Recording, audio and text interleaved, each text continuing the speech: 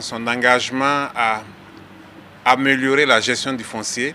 Un texte important a été adopté aujourd'hui en Conseil des ministres. Il s'agit d'un projet de loi portant réorganisation agraire et foncière. Ce projet de loi a pour objectif de faire en sorte que la gestion du foncier soit améliorée et que l'État puisse affirmer son leadership sur la gestion du foncier dans notre pays. À travers ce projet de loi, il est prévu que la terre appartient désormais à l'État et c'est l'État qui peut, à travers un acte réglementaire, prendre un texte pour octroyer la gestion d'une partie du foncier aux collectivités territoriales. En dehors de ça, il y a un certain nombre d'innovations importantes qu'on peut citer. Dans le cadre de l'accompagnement de l'offensive agricole, il a été prévu que les terrains destinés à l'aménagement hydro-agricole ne puissent pas être cédés en pleine propriété.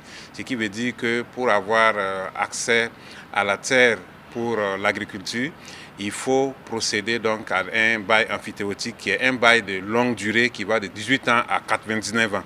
Cela permet donc à l'exploitant de pouvoir exploiter le terrain, mais l'État garde la propriété du terrain. Alors, les droits de propriété de l'État n'excluent pas aussi la reconnaissance des droits coutumiers qui sont reconnus à travers l'attestation de possession foncière rurale qui constitue un droit de superficie pour l'exploitant.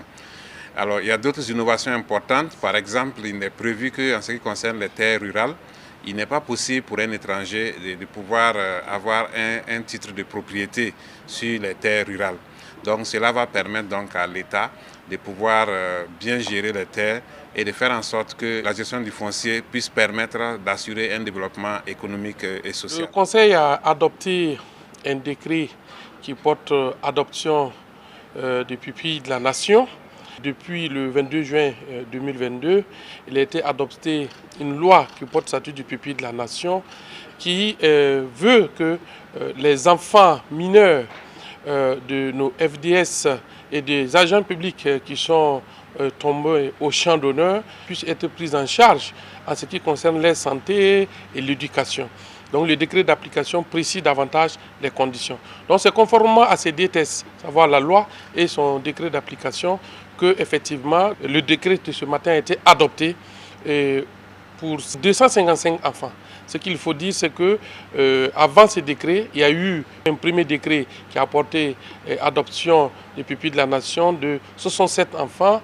Il y a eu un second décret qui a porté adoption de 263 enfants mineurs des FDS comme pupilles de la nation en 2024 et le présent décret qui porte adoption de 255 enfants est le troisième du genre. Le 18 juillet 2024, l'Assemblée législative de transition a adopté une loi, la loi relative au contenu local dans le secteur des mines.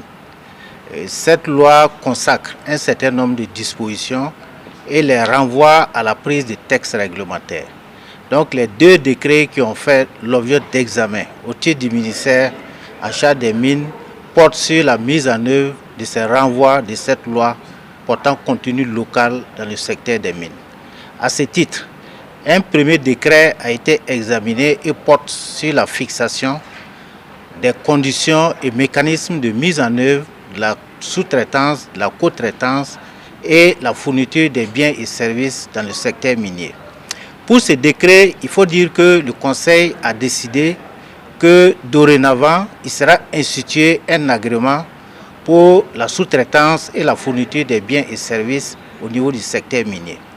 Le Conseil a également décidé que les dispositions de ce décret soient suivies à la lettre, de sorte que ce secteur ne soit plus la charge gardée d'une catégorie de personnes physiques et morales. Donc, dorénavant, le secteur sera ouvert pour permettre à d'autres entreprises de prétendre aux marchés qui sont exécutés au niveau du secteur minier. Le décret également va permettre l'utilisation en priorité des biens et services fournis ou produits localement, avec un accent qui sera mis particulièrement sur la mise en œuvre de l'ensemble des dispositions en faveur des sociétés de droit moral burkinabé. Pour ce qui concerne le deuxième décret, il s'est agi également de mettre en œuvre une disposition de la loi relative au contenu local afin que les emplois locaux soient déterminés dans le secteur minier à travers notamment la fixation d'un certain nombre de quotas. Désormais, des quotas seront institués et devront permettre l'utilisation en priorité des potentialités qu'on retrouve au niveau local. Ensuite, pour ce décret, il s'est agi également de fixer les règles permettant le développement et le transfert de la technologie au niveau du Burkina Faso, notamment à travers l'utilisation en priorité de l'expertise dans ce secteur. Il s'est agi également à travers ces décrets de fixer les bases permettant un transfert de technologies, notamment à travers les facilitations en termes de stage et également en termes d'apprentissage au niveau du secteur minier. Le Conseil a adopté un décret portant critères de classification des armes de poing dans la catégorie des armes de guerre ou des armes civiles. Vous savez qu'en la matière, il y a tellement d'armes qui circulent, des armes de guerre ou des armes civiles, ce qui rend difficile l'application de la loi 030 de 2021. À partir de ce décret est classé désormais comme arme de poing de guerre, toute arme dont le calibre est supérieur à 7,65. Et tout ce qui est inférieur à 7,65 est considéré comme arme de poing civile. Il y a aussi d'autres dispositions qui classent les armes de poing en armes de guerre ou en armes civiles, autres que le calibre, notamment l'automatisme, le volume du chargeur ou du barillet, etc. Donc ça, c'est une disposition qui va venir clarifier tout en matière d'utilisation d'armes de poing, civiles ou de guerre.